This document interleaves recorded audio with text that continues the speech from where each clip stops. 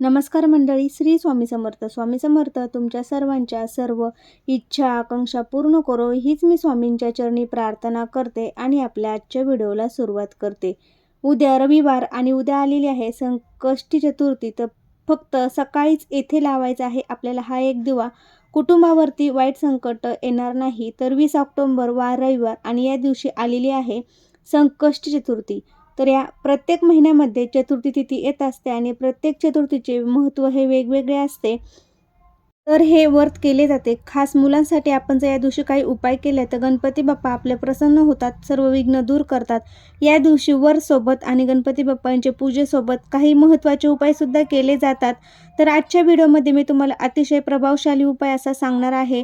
उद्या रविवार आणि उद्या संकष्टी चतुर्थीच्या दिवशी सकाळीच आपल्याला अशा ठिकाणी एक दिवा लावायचा आहे. हा दिवा लावल्याने कितीही वाईट संकट विघ्न आहे तर ते दूर होतात आणि येत नाही. घरातील मुलाची पतीची भरभरून प्रगती होते आणि पुढील 7 पिढ्यांचे दारिद्र्य देखील दूर होते.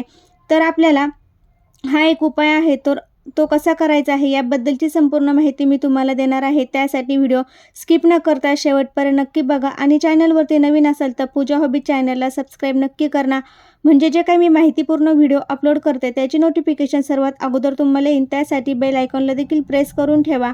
तर आपल्या मनातील प्रत्येक इच्छा पूर्ण व्हावी अगदी भक्तिभावाने आपण गणपती बाप्पांची पूजा सेवा उपासना करत असतो आणि त्या व्यक्तीवरती गणपती बाप्पा हे विशेष कृपा आणि प्रसन्न होतात. व्यक्तीच्या जीवनातील व जीवनामधील काही अडचणी येत नाही किंवा अडचणी असेल तर ते दूर करतात, संकट देखील दूर करतात. विघ्नहरण करणारे देवता मानले जाते, म्हणून अगदी लहान मुलं देखील आपण उपाय करू शकतो. लहान मुलांपर्यंत सर्वांचेच गणपती बाप्पांवर खूप असे प्रेम असते. गणपती बाप्पा जेव्हा आपल्या घरामध्ये विशेष पूजा केली जाते तर या गणपती बाप्पांची सर्वप्रथम पूजनीय मानले जाते. त्यामुळे त्यांना आग्रहाचं निमंत्रण हे दिलं जातं. आपण प्रत्येक पूजेमध्ये सर्वात अगोदर गणपती बाप्पांची पूजा ही करतो. विघ्न आणि संकट दूर करणारे बाप्पा म्हटले जातात. गणपती बाप्पा हे विघ्नहर्ता असे मानले जातात. जेव्हा चतुर्थी असते तेव्हा गणपती बाप्पा हे नेहमीपेक्षा पृथ्वीवर जास्त प्रमाणामध्ये जागृत असतात आणि त्या प्रसन्न करून घेण्यासाठी हा दिवस अत्यंत महत्त्वाचा असतो. त्यामुळे या दिवशी आपल्याला सेवांसोबत काही उपाय आहेत तर ते देखील केले जातात. तर आजच्या व्हिडिओमध्ये अतिशय प्रभावशाली उपाय आहेत तर तो आपण बघणार आहोत. तर उपाय तुम्हाला उद्या सकाळी 12च्या आत करायचा आहे. सकाळी 12च्या आतमध्ये हा आपल्याला एक असा दिवा आहे तर तो लावायचा आहे. हा दिवा लावल्यावर कितीही वाईट संकट विघ्न अडचणी असेल तर त्या दूर होतात, नाहीशा होतात. नेहमी आपल्या कुटुंबावरती बाप्पाची विशेष कृपा राहते, आशीर्वाद राहतील. प्रत्येक संकटात मुक्तता होईल. सर्व मार्ग हे आहे तर ते मोकळे होतील. तर हा उपाय केल्याने आपल्या घरातील मुलांची पतीची अगदी भरभरून अशी प्रगती होईल. प्रत्येक क्षेत्रामध्ये यश मिळेल. घरातील वादविवाद, कलह, भांडण हे दूर होतील आणि घरात सुख, शांती, समृद्धी नांदेल. त्यासाठी आपल्याला हा उपाय आहे तर तो करायचा आहे. उद्या सकाळी आपल्याला लवकर उठायचं आहे, स्नान वगैरे करायचं आहे. स्नान वगैरे केल्यानंतर स्वच्छ कपडे परिधान करायचे आहे किंवा तुम्ही थंड पाण्याने त्यामध्ये चंदन टाकून गंगाजल टाकून आंघोळ केली तरी चालेल. तर स्वच्छ कपडे आपल्याला परिधान करायचे आहे. आपल्याला गणपती बाप्पांना लाल रंग अतिशय प्रिय आहे तर लाल रंगाचे कपडे परिधान करा. देवघरातील देवांची विधिवत पूजा आपल्याला करून घ्यायची आहे. गणपती बाप्पांना शुद्ध पाण्याने किंवा पंचामृताने अभिषेक करायचा आहे. जर तुम्ही पंचामृताने अभिषेक केला तर ते अभिषेक केलेले पाणी हे तुम्ही तुळशीला घालू नका. तुळस सोडून इतर कोणत्याही झाडाला टाकलं तरी चालेल. आणि जर तुम्ही शुद्ध पाण्याने अभिषेक केला तर हे तीर्थ जे आहे तर घरातील सर्वांना प्यायला द्यायचं आहे. लहान मुलांपासून मोठ्यांपर्यंत सगळ्यांना हे तीर्थ प्यायला द्यायचं आहे. मुलांची बुद्धीमध्ये वाढ होते. तसेच बाकीचे उरलेले तीर्थ आहे तर तुम्ही स्वतः पिले तरी चालेल किंवा माठामध्ये टाकायचं आहे. यानंतर गणपती बाप्पांना आपण प्रिय असणाऱ्या वस्तू अर्पण करायची आहे. लाल फूल, दुर्वा, जास्वंदाचं फूल, मोदक किंवा पेढा तुम्ही अर्पण करू शकता किंवा लाडू अर्पण करायचा आहे. अर्पण केल्यानंतर तुम्हाला एक गुळ खोबऱ्याचं नैवेद्यसुद्धा ठेवायचं आहे किंवा तुम्ही कोणता इतर पदार्थ नैवेद्यासाठी ठेवू शकता. त्यानंतर आपल्याला हा उपाय आहे तर ते सुरुवात करायची आहे. जेव्हा अशा प्रसन्न वातावरणामध्ये आपण उपाय करतो तेव्हा सर्व देवी देवतांचे आशीर्वाद आहे तर ते आपल्याला प्राप्त होतात आणि आपण जे काही सेवा उपासना किंवा उपाय करतो त्याचं आपल्याला नक्कीच शीघ्र फळ प्राप्त होतं असं म्हटलं जातं. तर हा उपाय आपल्याला करण्यासाठी आपल्याला एक दिवा लागणार आहे. तर दिवा घेताना तुम्ही कोणताही दिवा घ्या. थोडंसं तुम्ही कणिक मळून कणकेचा दिवा केला तरी चालेल. त्यामध्ये हळद टाकायची आहे आणि त्याचा आपल्याला चौमुखी असा दिवा तयार करून घ्यायचा आहे. दिवा तयार करताना चौमुखी दिवा हा आपल्याला बनवायचा आहे.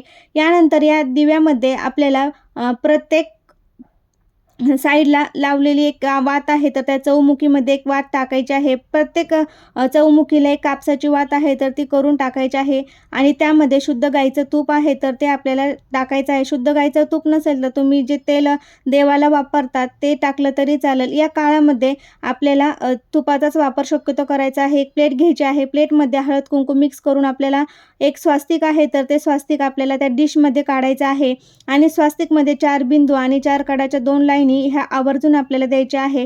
स्वास्तिक हे मंगल्याचं प्रतीक मानलं जातं. याशिवाय स्वास्तिक देखील आपलं पूर्ण होत नाही, त्यामुळे त्या साईडच्या लाईनी आपल्याला आवर्जून काढायच्या आहे. यानंतर हा दिवा तुम्हाला प्रज्वलित करून त्या स्वास्तिकवरती त्या प्लेटमध्ये ठेवायचा आहे आणि हा दिवा आपल्याला आपल्या देवघरामध्ये लावायचा आहे. गणपती बाप्पांचा फोटो किंवा मूर्ती असेल त्यासमोर हा दिवा तुम्हाला ठेवायचा आहे. यानंतर दिव्यावरती हळदी कुंकू तुम्हाला लावायचं आहे आणि फूल अर्पण करायचं आहे आणि सोबत तुम्हाला या दिव्यामध्ये एक चिमूटभर हळद आहे, तर ती हळद आपल्याला घालायची आहे.